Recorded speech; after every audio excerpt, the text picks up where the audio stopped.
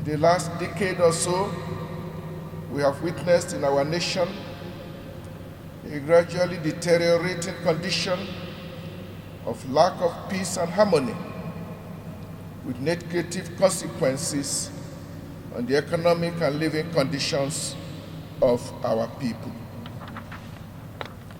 This has taken many forms, well known to all of us, from terrorist insurgency to violent attacks and killings by many types of armed groups, armed robbery and kidnapping for ransom, bandits capturing and exploiting human and natural resources in large sections of our national territory. It is as if nowhere is safe anymore in the country. There is pervasive, deep frustration at the apparent inability of the state to restore peace and normalcy, despite frequent assurances. Furthermore, there are painful rumors of some presumed hidden agenda that has infiltrated our security structures with strange elements aiding and abetting the insecurity of the nation. This past week has seen a fresh wave of reports of imminent terrorist attack targeting the Abuja federal capital. Government has been issuing assurances of being in control of the situation, but the low level of trust of the general public in their government is rendering such assurances of little effective value.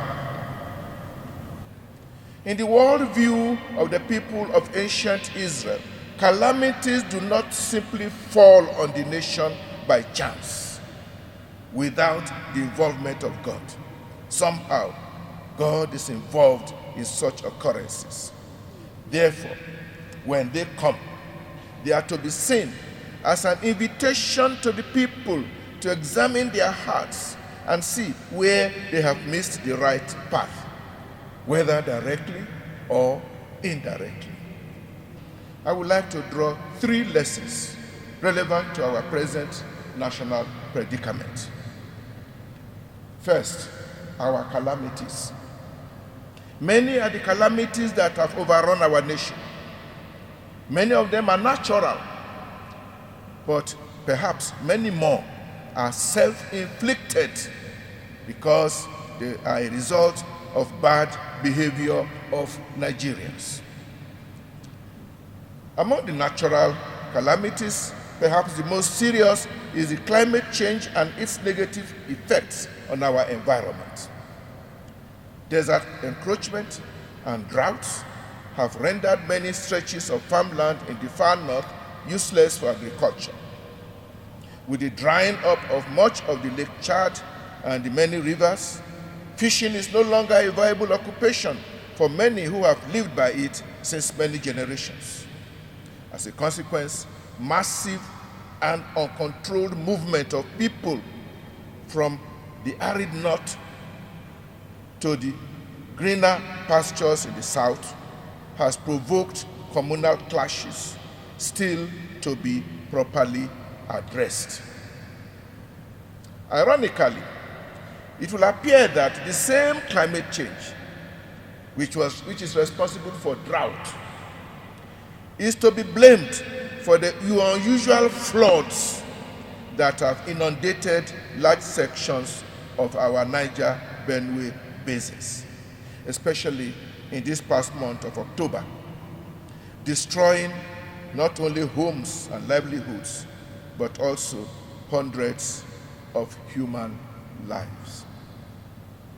Another calamity has been the pestilence of COVID-19 2020 to 21. Although in comparison with other parts of the world, the Lord has been merciful to us in Nigeria. we still lost a lot of lives and livelihoods. Before this, we had seen the rampages of Ebola.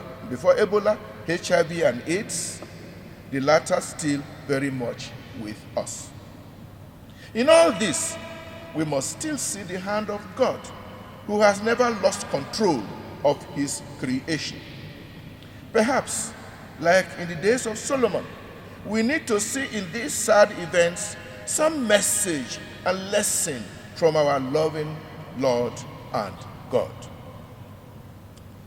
Then there are the self-inflicted calamities, the major ones being the same three evils everybody has been talking about: insecurity, corruption, and economic mismanagement. These are all self-inflicted calamities. But even these are not beyond God's intervention. While we continue to insist that good behavior should prevail in our public life, we should not give up calling upon God to change the hearts and minds of all those making our lives difficult. It is more than time to give our belief in God a clearly positive human face in this our country, Nigeria, and rescue it from those who have been hijacking it for purposes of conflict, division, and violence. May the Lord God hear our prayers. Amen.